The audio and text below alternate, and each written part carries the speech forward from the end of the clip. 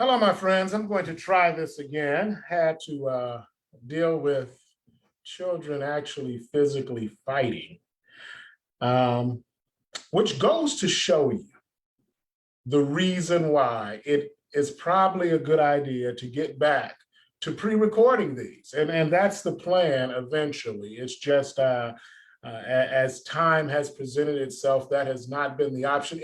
Actually, it's going to happen because the goal is to start putting these devotions into a podcast. And in order to do that, they'll have to be pre-recorded. But that's not where we're at in the current state. And so had to step away. And now I'm back. And hopefully we'll go ahead and complete this devotion, which will probably be a little bit shorter than the other ones in the past. Just to jump right into it again, what we're doing is we're talking about humility, service, and sacrifice. Yesterday, we talked about humility. And when you looked at the definition of humility, to be free from arrogance, it seems and it sounds positive because it is. But when we looked at how it's used, to be made low, to be unimportant, to be unimpressive, you can see why.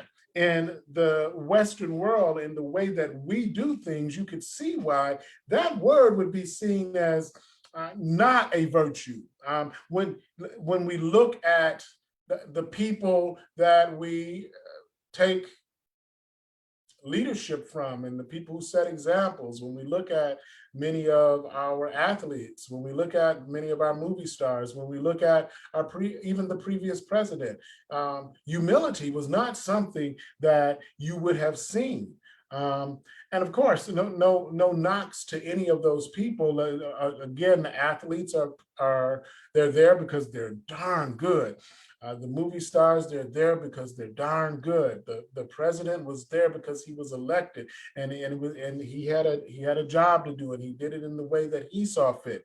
All of that is fine, but when we look at leaders, a quality that we should want to see in our leaders, at least as Christians, is humility. Because it is that humility that allows for us to serve in the way that God wants for us to serve. Let's look at a passage of text from Galatians. Here we are looking at Galatians 5. We're just looking at two verses, 13 and 14. But this talks about how we are to serve. And in serving, it talks about how we have to be humble. You, my brothers and sisters, were called to be free. We are free as Christians. We're free.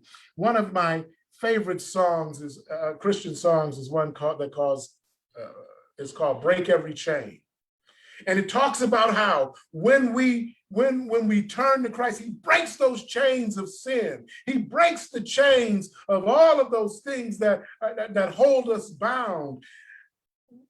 So we're free. But what do we do with that freedom? How do we use that freedom? You can make an analogy to even America, one of the bastions of freedom in the world. But how do we use that freedom? Now, I'm not going to answer that question for you. We have to think about it individually, and then we have to think about it collectively. But as Christians, we are called to be free. But what does the text tell us? It says, do not use your freedom to indulge the flesh. In other words, don't use your freedom for you.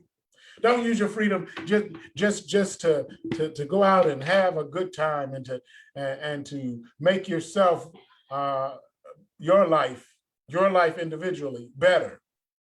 Now, I want you to understand something. This is not to say that you cannot do those things to make your life better. You cannot do those things to make your life more comfortable. That's not what it's saying. Let's look at what it's saying. It says, serve one another. How? Humbly in love. So we need humility and we need love in order to serve the way that God wants us to serve. Humility, which means that we're looking at others. It's not all about us. It's not all about me being lifted up. And love, which is the ability to act in a way that shows that you care about others, not about a feeling. And and that's another thing in the world. When we talk about love, a lot of times we talk about what we feel. That love is more so a verb than a noun. It's not about what we feel, it's about what we do. And it says, for the entire law is fulfilled in keeping this one command: love your neighbor as yourself. In other words, not only if we're going to be true servants, then not only are we serving ourselves, not only are we serving those who fall into our tribe, we're not just serving the people who are in our denomination. We're not just serving the people who are believers. We are not just serving the people who look and act like us. We are not just serving the people who are in our political tribe. No, we are serving everyone. We are serving all of the people that God puts into our sphere. And some of those people may not be people that we get along with very well. Some of those people may not be people that we like, but the text never says that we have to like someone to love them. The text never says that we have to like someone or be on the same page with someone in order to serve them. And we do it with humility. We do it with humility. Therefore, my friends, what I would ask of you is that we strive to serve, that we strive to serve in a way that God would have us to serve, and we would serve with humility, lifting other people up, even if that means we have to bring ourselves down just a little bit. How much better would this world be if everything was not about me, but if we focused on we?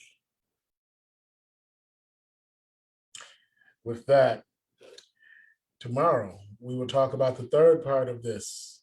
We've talked about humility and we talked about service. Next, we will talk about sacrifice. God bless you. May the Lord keep you, and may the Lord bless you and keep you, and may heaven continue to smile upon you and grant you peace. That is my prayer for you.